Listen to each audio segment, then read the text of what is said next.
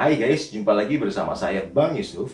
Kali ini saya ingin membahas tentang bagaimana cara pasien yang diisolasi mandiri dan kebutuhan apa saja sih yang dibutuhkan oleh pasien tersebut, khususnya untuk obat dan hal-hal yang dibutuhkan. Nah, mari kita simak di penjelasan berikut ini.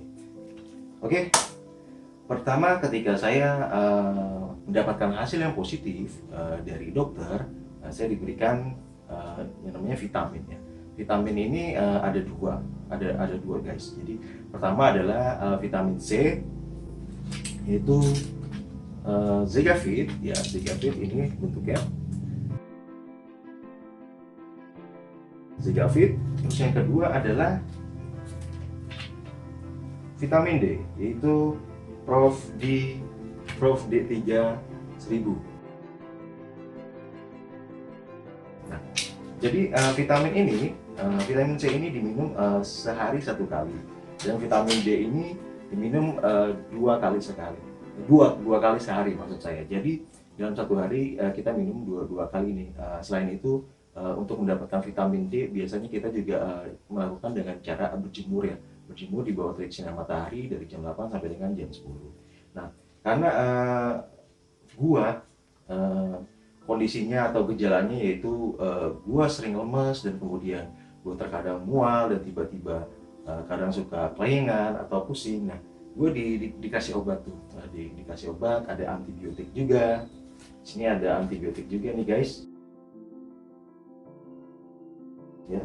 Terus kemudian sama antivirus ya. Antivirusnya itu namanya oseltamivir. Oseltamivir ya, oseltamivir. Di sini ada berapa kapsul ya? Di sini gue dapat 6, 7, 8, 6, 7, 8, gue dapat 10 ya. Dapat 10 diminum sebanyak sehari 2 kali. Nah, jadi ini penting banget nih. Oseltamivir 75 gram ini wajib diminum dan direkomendasikan untuk dokter. Nah, selain itu ada barang-barang apa saja sih yang dibutuhkan? Ini gue disarankan oleh dokter juga, Listerine ya. Jadi Listerine setiap pagi dan malam juga kita harus kumur-kumur untuk membunuh virus yang ada di dalam liur kita yang ada di dalam mulut. Jadi kalau bisa ketika kumur-kumur, di gelegek-gelegeknya ada di tenggorokan. Itu tipsnya, itu salah satu tips. Terus kemudian juga karena gue isolasi di rumah, nah gue disarankan banget nih harus memiliki yang namanya oximeter. Apa sih oximeter itu? Ini dia bentuknya ya. Jadi oximeter ini adalah alat di mana untuk mengetahui kadar oksigen dalam tubuh kita. Jadi ketika si pasien diperiksa menggunakan oximeter, kalau di rumah sakit lebih detail lagi ya. Kalau ini kan yang praktis ya. Jadi kalau di rumah sakit itu diperiksanya lebih detail lagi menggunakan oximeter. Jadi ketika kadar oximeter di atas 96, setahu gue 96 sampai 100, itu si pasien bisa direkomendasikan untuk isolasi di rumah. Salah satunya ada gue pada saat itu 998. Memang sebetulnya gue juga sudah punya ya, sebelum gue dilakukan tes swab PCR yang antigen itu, gue sudah mengetahui juga nih alat ini. Jadi gue kebetulan beli, dan kemudian juga pas gue mendapatkan hasil yang positif, gue tes dengan alat yang gue beli ini, dan ternyata hasilnya juga sama dengan yang di rumah sakit, yaitu gue 98 kadar oksidasinya. Nah, ini penting banget nih ketika kita di rumah dan kadar oksidasi kita di bawah 95. Nah, itu artinya lu ada gejala sesak nafas tuh ya, atau kadar oksidasi lu rendah, dan lu harus direkomendasikan untuk dirawat di rumah sakit. Itu sih penting banget. Pentingnya oximeter itu adalah seperti itu. Terus kemudian ada saran dari teman-teman gua, pakai ini nih, pakai yang namanya minyak kayu putih ya. Infonya sih, ketika indera penciuman lu sudah hilang, kalau nggak salah dari dokter gua itu dia menyampaikan indera penciuman itu akan hilang 2 sampai 3 hari.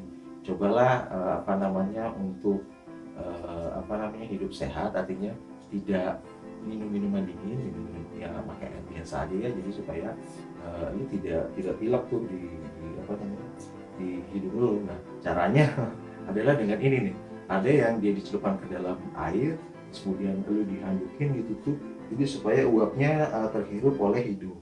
Nah ada juga yang pakai cotton bud nih, cotton bud diolesin oleh minyak kayu putih ini, terus kemudian dimasukkan ke dalam hidung. Nah kalau gue biasanya sebelum tidur kapas gue gumpal-gumpal, terus kemudian gua tetesin, gue semprotin ke hidung gue.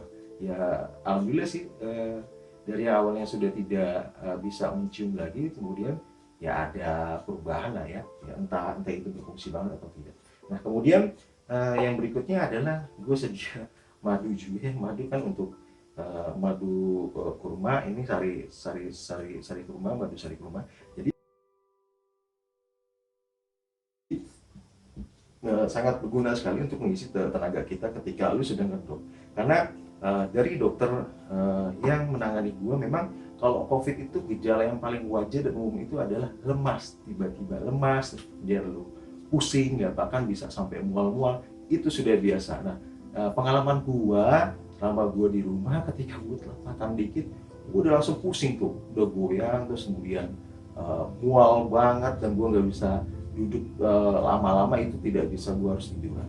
Nah kemudian apalagi sih yang dibutuhkan? Nah ketika kita isolasi mandiri di dalam rumah, yang dibutuhkan selanjutnya adalah kita harus memiliki disinfektan ya guys. Jadi disinfektan itu berfungsi untuk membunuh bakteri sama virus-virus. Nah lu kalau misalkan sedang isolasi di rumah dan sendiri, dan tidak tidak ada bantuan juga, mau keluar juga nggak bisa, nah, lu bisa beli online ya. Gue ini beli online, ini namanya Daily ya, Daily disinfektan antiseptik cairan yang siap pakai. Jadi di sini sudah dilakukan ke dalam air nih guys ya, jadi tinggal tuang saja. Nah kebetulan juga gue punya alat semprotnya ini, dulu gue punya, karena gue dulu punya miara burung lovebird ya, jadi gue pakai ini untuk menyemprotnya. Jadi ketika gue duduk di luar di teras, gue semprot. Ketika gue sedang tidur, maksudnya ketika gue sudah tidur, gue semprot juga, termasuk di area sini juga gue semprot juga. Khawatirnya nanti masih ada yang menempel ya. Jangan lupa juga kita sering-sering untuk melakukan penyemprotan tersebut supaya virusnya mati. Nah itu saja mungkin tips yang saya sampaikan, yang saya berikan, semoga bermanfaat, dan terima kasih. Terima kasih sudah menonton dan semoga bermanfaat. Jangan lupa subscribe.